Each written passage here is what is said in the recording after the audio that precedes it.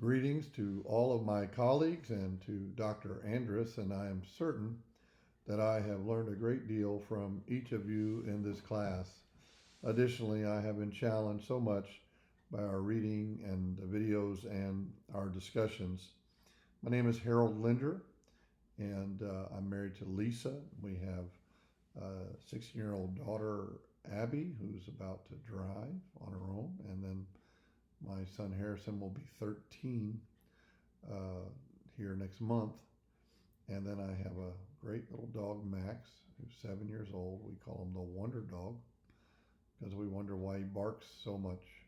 And I wonder why he's not barking now, actually, for a dog that barks as much as he barks. But anyway, we're serving in our 20th year as pastor of Heaven View, which is a United Pentecostal church in Winston-Salem, North Carolina. My wife and I moved to North Carolina from the New York metropolitan area in 2001.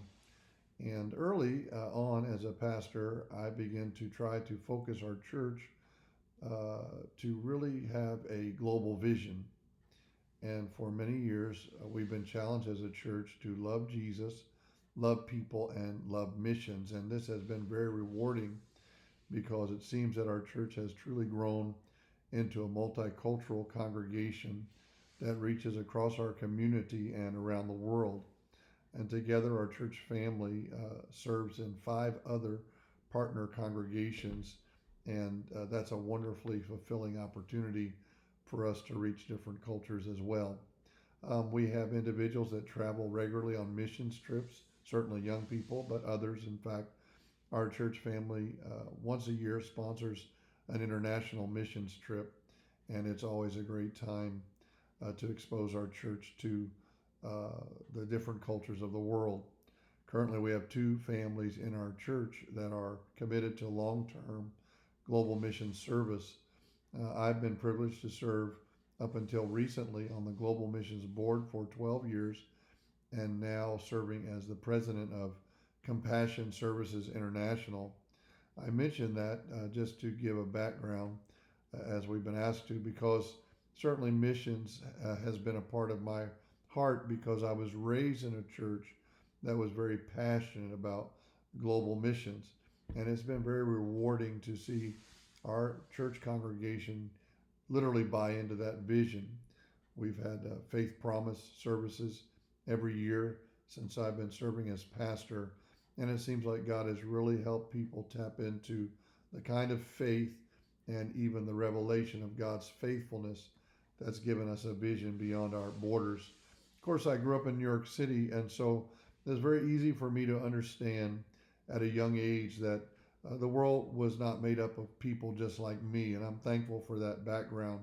And then growing up in a revival church, I realized that the church did not have to be just maybe 1 or 2 cultures or anything like that. We always worshiped with many different kinds of people from many different places, and it gave me a passion to make sure that the church where I serve in North Carolina truly reaches for a global harvest.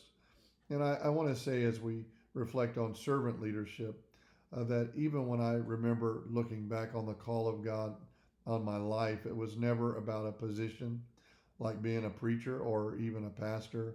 I remember specifically receiving a call just to help or just to serve, and that has been my life goal. And I really believe that that's been the case whether I've been called to clean the church or preach or pastor the church.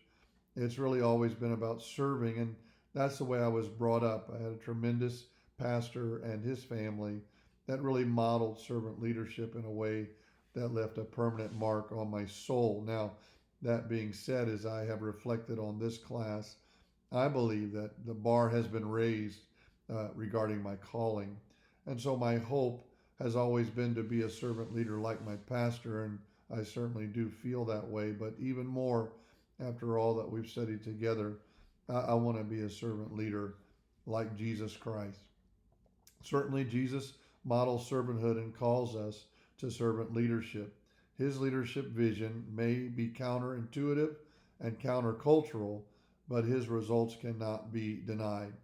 In this context, Dwayne Elmer issues a word of caution that should be heeded by every leader that serves in a cross cultural context. Once we have embraced the servanthood model of the leadership of Jesus Christ, we must never be presumptuous about how servant leadership is defined by other cultures. Locally and globally, we encounter ways to lead like Jesus. And we must develop, again, in the words of Elmer, relational and adjustment competency so that the servant spirit we wish to portray will, in fact, be seen and valued by the local people. And I guess in this class, we've seen so clearly that it would be tragic to undermine our efforts for His kingdom because we failed to adjust our attitude in terms of bridging the gap with cultures and expressing a servant leader's heart. So we must avoid, at least strive to avoid, cultural misinterpretations and any unintentional attempt to appear culturally superior to those that we serve. And this has certainly been a big revelation for me in this class. And we've learned how to bridge the cultural divides so that we can reach the nations. But it's come through the idea of not being presumptuous and certainly recognizing the importance of humility. And really, even before this class, in other classes, and since I've been at UGST, I've been introduced to this idea of ethnocentrism, excuse me. And I know that it has become such a key to understanding what servant leadership is all about. It's so startling that we can live with this sense of superiority that impacts the way that we serve others. And I don't want to be that guy. And I've also noticed that we can be ethnocentric about the culture of servanthood. In this class, I've had to accept the fact that, just because I'm a servant leader does not make me superior to others. I may be serving others that don't even embrace servanthood, but they still bear the image of God. And I've got to serve them keenly aware that my personal agenda must be surrendered for an others first approach to the kingdom of God in my leadership. And it has been painful to consider that sometimes, even as a servant leader, myself and others, we can be self centered instead of Christ centered or even others centered. And I remember the quote from C.S. Lewis that Elmer mentions: if you think you are not conceited, it means you are very conceited indeed. And this course has made it clear that since Jesus is my role for, or my role model for servant leadership, then I've got a long way to go to be like my Lord. And the more I become like Him, the more beneficial my ministry can become to people from other cultures. Blanchard, Hodges, and Hendry emphasize that the most persistent barrier to leading like Jesus is a heart that is motivated by self-interest. And this has been the greatest force for change in my perspective about servant leadership. So much of ministry can unravel until it really is about serving self. And serving others must be about loving others more than loving my agenda. Again, Blanchard and Hodges and Hendry simplify the goal of leading like Jesus. They declare that love is the litmus test for any leader's attempt to follow the example of Jesus Christ. The question in every situation that we have influence becomes, what is the most loving thing to do? I'm not sure I've ever thought of love in the context of serving, but it really is a game changer, and now it has become my definition for serving.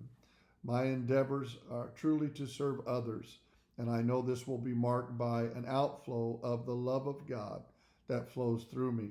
If love is the standard, then also love is the pathway and love is the gauge of my leadership progress. And as we have read, we have discovered our greatest job as leaders is to let the one who is leading us become visible to others through what we say and do. If I am leading like Jesus, I will be leading in such a way that people can sense the love of Jesus through me. Ultimately, they will know that Jesus is leading me. Thanks to each of you that God has used to help me see servant leadership from this powerful perspective. Thank you, Dr. Andrus, for really encouraging us along the way to grow in servant leadership. God bless you.